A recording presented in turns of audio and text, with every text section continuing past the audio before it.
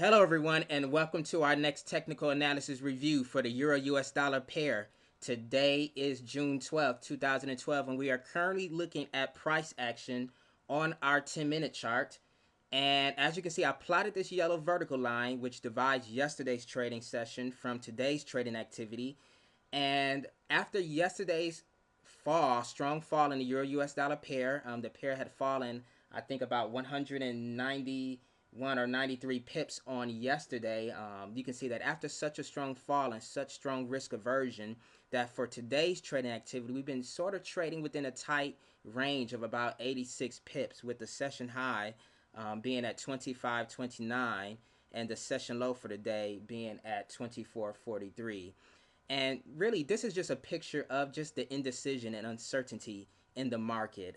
Of course, it's normal to have this type of move, especially after such a strong drop. But really, this range-bound trading is just another indicator of just overall uncertainty over what's going on in the Eurozone.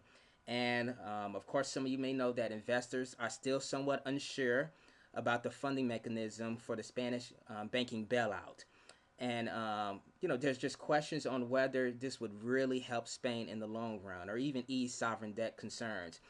And on top of that, there's still the looming Greek elections on the 17th that are still weighing on investor sentiment. So then, of course, it's common to see indecision in the market when there's so much uncertainty and just range-bound activity. So what most traders have decided to do this week is they decided to sit on the sideline and wait to hear the outcome of the Greece elections over the weekend before they place a position in the euro. And this is the reason for the lighter than normal trading volume for today.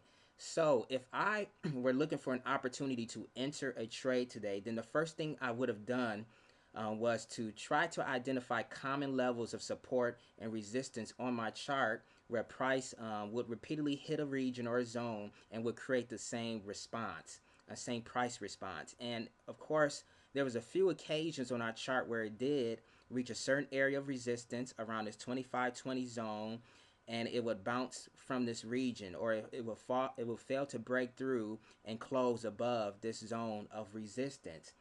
So then, of course, this resistance would have been a good opportunity, or would have been a good location to enter a short position.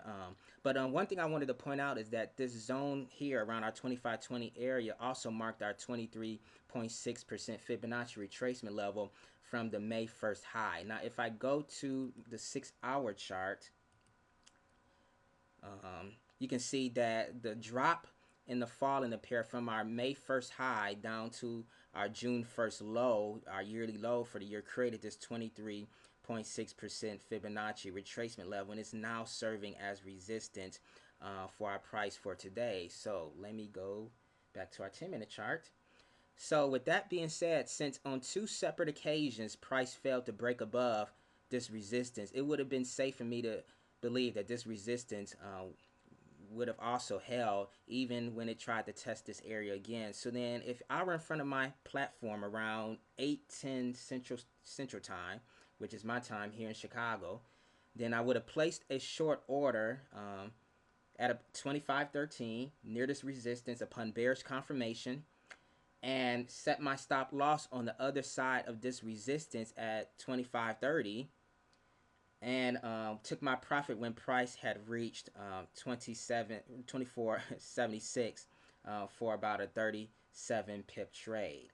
But if I wanted to be more aggressive with the trade, and if I knew that the momentum was still bearish or still to the downside, then what I could have done, I could have held on to this position, to this entry, and took my profit when price had reached this previous low here, support here at about 24.50, which would have been here, for about a 63 pips. So then this was one trade entry with two possible outcomes. You could have closed your trade out for 37 pips at 24.76, or you could have closed it out at 24.50 for about 63 pips. So then this is one trade entry that you could have entered based on a common area or common level of resistance. So then right now, it appears that price wants to trend higher and head higher. And of course, we're moving into the Asian trading session, and we shall see what will happen during the Tokyo open. But that's it for my technical analysis review for today, and I will be talking to you guys later. You guys have a wonderful day. Okay, bye.